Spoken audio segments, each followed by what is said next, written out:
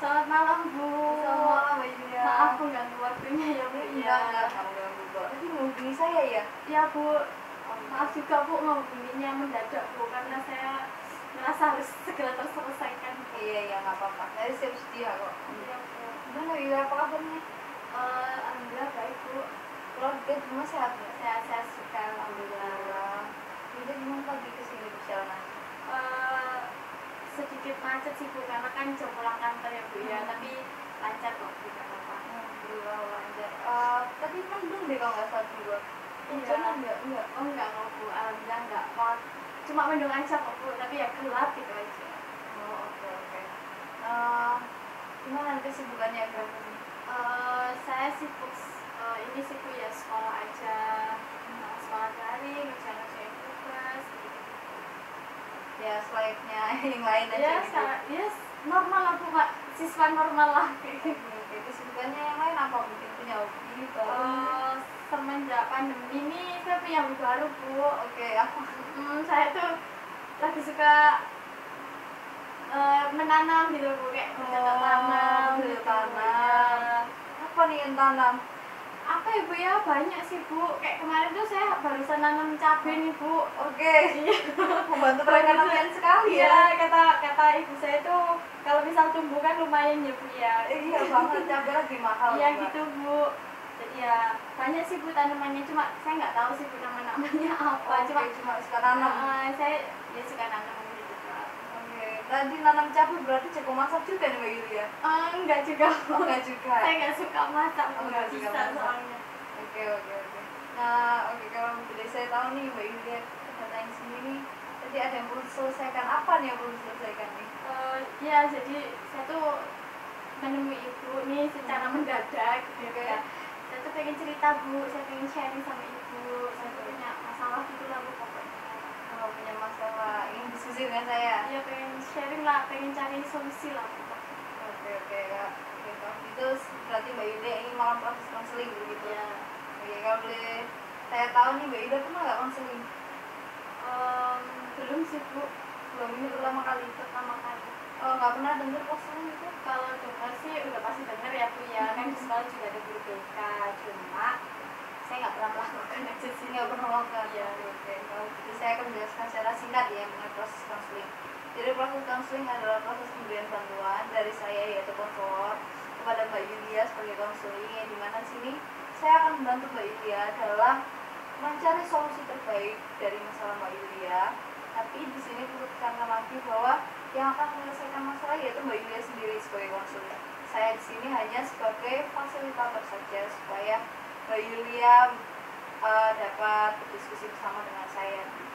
Lalu saya juga menjelaskan di sini kita memiliki 3 asas yang kita berdua harus pahami bersama. Yang pertama adalah asas kerahasiaan, yang kedua asas keterbukaan, yang ketiga asas kesukarelaan. Jadi dimana asas kerahasiaan ini adalah saya sebagai konselor akan menjaga apa yang menjadi masalah Mbak Yulia sebagai konseling. Jadi apa yang kita bicarakan akan berhenti sampai di sini, tidak akan ada orang lain yang akan mengetahui itu. Yang kedua adalah asas keterbukaan, yang dimana di asas ini adalah saya sangat mengharapkan Mbak Yulia untuk terbuka kepada saya, untuk menceritakan segala masalahnya tanpa ditutupi, supaya kita bisa sama-sama mencari solusi terbaik atas masalah Mbak Yulia. Yang ketiga adalah asas kesukarelaan, yang dimana di sini saya sangat mengharapkan bahwa Mbak Yulia kesini tidak atas paksaan dan tidak atas keluarga. Inisiatif saya sendiri. Inisiatif sendiri, ya. Bagus. Jadi itu adalah 3 asas yang sama-sama harus kita pahami. Jadi dari sini apakah ada Mbak Yulia sudah paham mengenai konseling dan juga asasnya? Sudah paham Bu, berarti saya nggak perlu khawatir ya Bu ya kalau cerita saya ini bakalan bocor gitu Bu ya. Iya. Soalnya teman-teman saya tahu itu saya tuh bukan anak yang males Bu. Teman-teman saya tahu itu saya tuh anak yang rajin gitu Bu. Jadi saya takut aja kalau misal cerita saya ini kesebar gitu, kan aib sih Bu ini Bu ya. Jadi saya kayak malu gitu nggak bisa kesebar. Enggak Bu, nanti sampai saya aja kok. Baik. Oke Mbak Yulia, mungkin di sini Mbak Yulia bisa menceritakan masalahnya. Sebelumnya Mbak Yulia hidupnya ada Sudah Bu.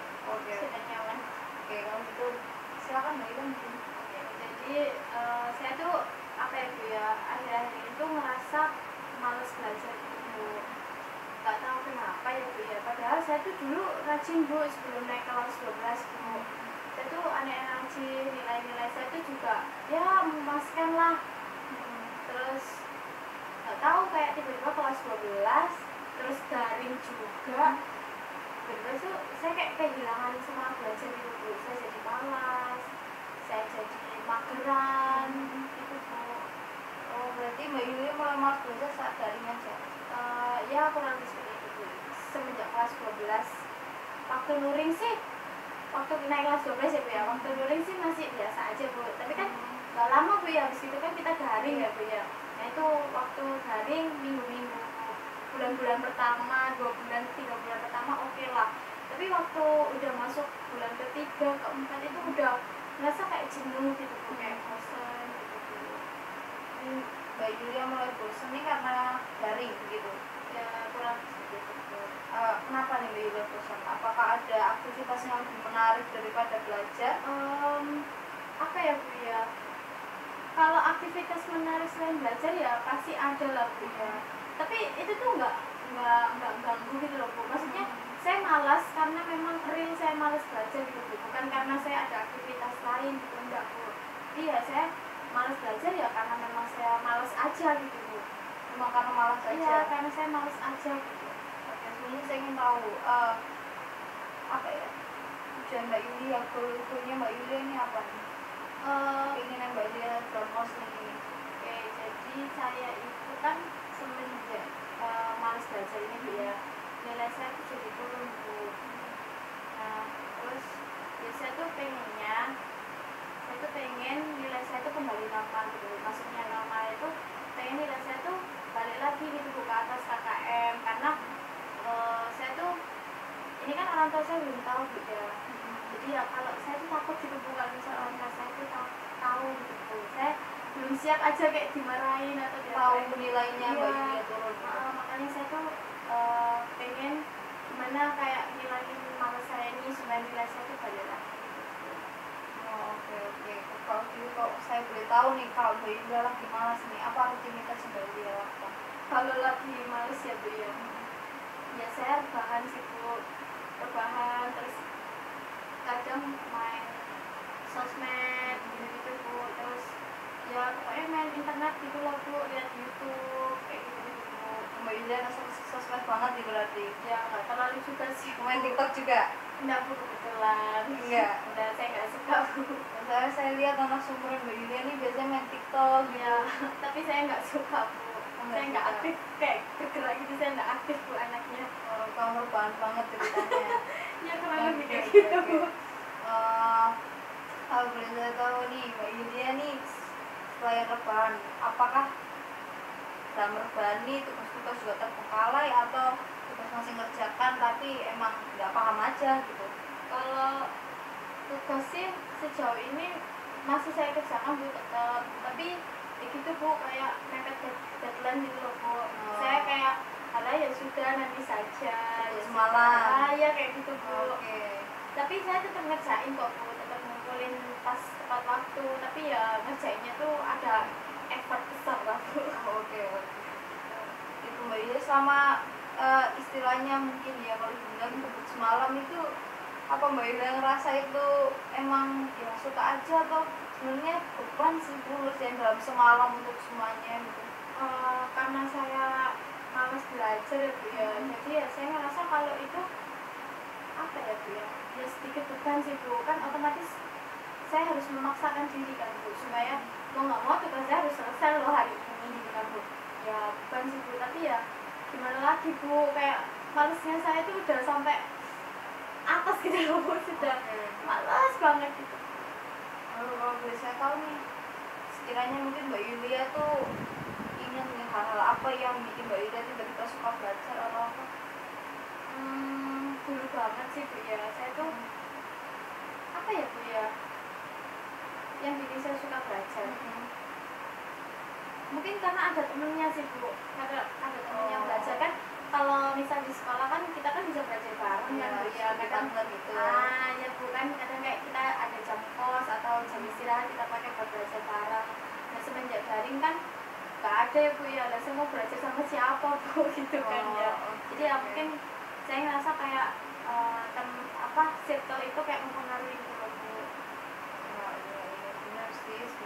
circle tuh apa ya, sebagian besar juga mempengaruhi kita, bagaimana gaya hidup kita, bagaimana cara kita bersosialisasi. Circle itu juga salah satu yang menentukan. Berarti menurut Mbak Yulia, jika baik buruknya Mbak Yulia tergantung dengan circle-nya Mbak Yulia gitu. Ya enggak juga dong Bu. Oh iya. Enggak juga sih Bu, karena apa ya Bu ya, saya kan berteman juga nggak cuma sama orang-orang yang dikatakan pinter lah Bu ya. Saya itu juga berteman sama ya anak biasa-biasa aja, maksudnya dalam pemikirannya Bu ya, yang nggak pinter-pinter banget itu juga kita berteman. Jadi ya menurut saya kalau ibu bilang tadi circle mempengaruhi saya, ya sebenarnya enggak juga sih Bu, cuma kadang apa vibes-nya itu loh Bu, kayak kadang nyampe ke saya gitu, tapi ya kadang enggak gitu. Jadi ya saya nyimpulin kalau semua yang terjadi sama saya yaitu dari saya sendiri gitu Bu. Jadi saya ketika kayak ada masalah kayak gini ya, saya nggak terlalu mikirin kayak itu memang dari teman-teman saya atau kayak gimana sih. Oke, berarti hal-hal negatif nih nggak selalu berpengaruh ke Mbak Yulia, tapi hal-hal positif sebagian besar berpengaruh begitu. Kurang bisa gitu. Oke, berarti kalau selama daring seperti ini Mbak Yulia tidak punya partner belajar seperti saat luring, Mbak Yulia merasa malas belajar gitu. Iya Bu, karena bosan juga kan Bu ya, kan kita kan di rumah aja Bu ya, kayak pagi kita udah on gitu Bu, kita udah dari, terus belum lagi tugasnya, belum lagi nanti kita ada diskusi yang berkelompok gitu, ada tugas lagi, jadi ya mungkin saya ngerasa jenuh gitu, bisa ngerasa bosan yang menyebabkan akhirnya udah deh males gitu. Oke, begitu. Berarti sini saya ambil kesimpulan bahwa Mbak Yulia ini sebenarnya ini punya niatan untuk belajar, tapi memang membutuhkan partner belajar yang sekiranya dapat membangkitkan semangat Mbak Yulia lagi untuk belajar seperti saat luring sebelum masa pandemi ini datang gitu. Kalau saya boleh memberi saran nih, karena sekarang kita sistemnya daring, bagaimana jika Mbak Yulia membuat apa ya, grup belajar atau mungkin ya sekedar tempat untuk saling men-sharingkan apa yang Mbak Yulia dapat, apa yang Mbak Yulia dapat, atau enggak gini, mungkin Mbak Yulia punya suatu teman yang teman, kalau anak-anak sekarang bilang teman ambis Mbak Yulia. Mbak Yulia pernah dengar atau enggak ya? Pernah sih Bu, tapi sejauh ini sih kalau di kehidupan saya belum ada sih Bu, karena apa ya, kan biasanya kan anak IPS itu kan terkenal santuy ya Bu ya.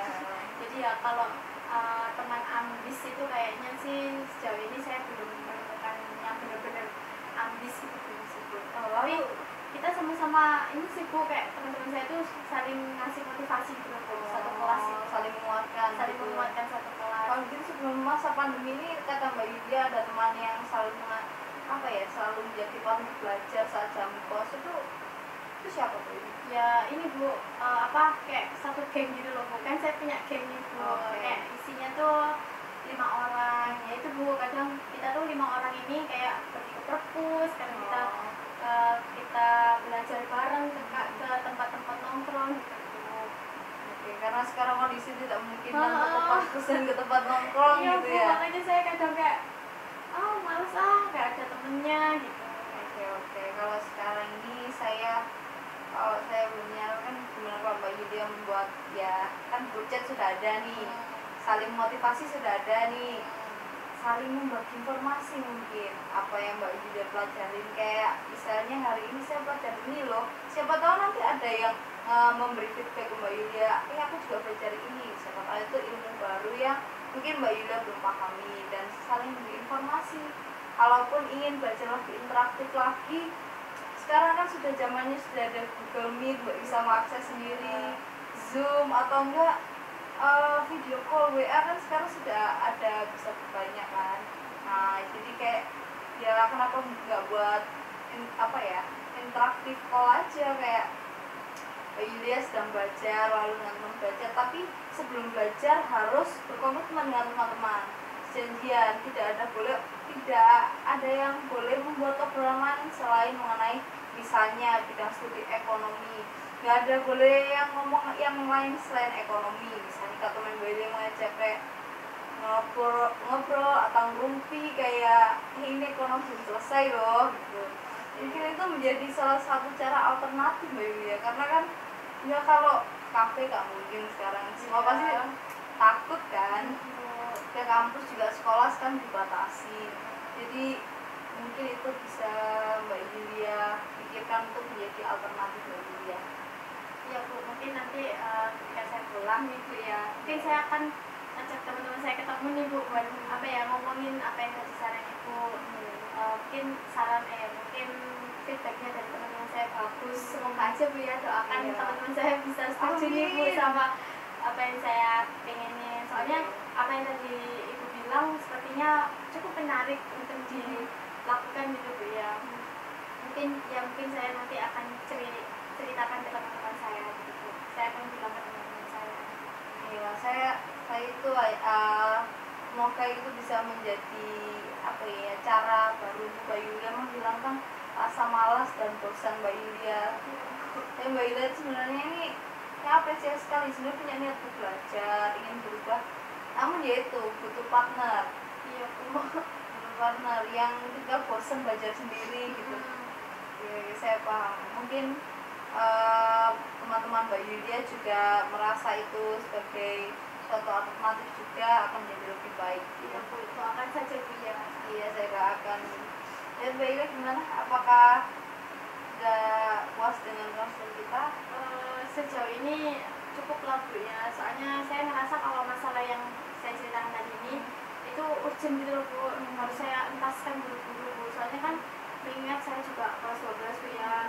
Kalau saya males terus kan juga nggak mungkin, soalnya saya punya tujuan, punya keinginan untuk masuk PTN gitu Bu. Jadi ya harus saya selesaikan lah. Oke. Kalau kita apa ada yang masih ganjal gitu Mbak Yulia? Sejauh ini enggak Bu, itu aja dulu Bu. Oke. Mungkin nanti pelan-pelan saya akan coba saran dari Bu tadi Bu ya. Maaf loh Bu tadi mengganggu waktunya. Soalnya tadi kayak tiba-tiba kepikiran gitu loh Bu, kan Ibu pernah ngasih tahu ke saya kalau butuh apa-apa langsung bilang aja kan Bu. Nah saya tuh tadi tiba-tiba kepikiran gitu Bu, makanya saya langsung telepon Ibu gitu. Oh iya, nggak apa-apa, saya senang sekali kalau Mbak Yulia bisa sangat terbuka pada saya, bisa mempercayakan saya untuk membantu Mbak Yulia untuk menyelesaikan masalah Mbak Yulia. Iya Bu, mungkin jadi kedepannya juga saya minta tolong Bu, saya juga butuh bimbingan lah dari Pasti. Iya Bu, mungkin sampai sejauh ini itu saja dulu Bu ya. Terima kasih loh Bu, maaf ganggu waktunya. Nggak apa-apa, saya pantau terus Mbak Yulia. Iya Bu, terima kasih. Iya, sama-sama.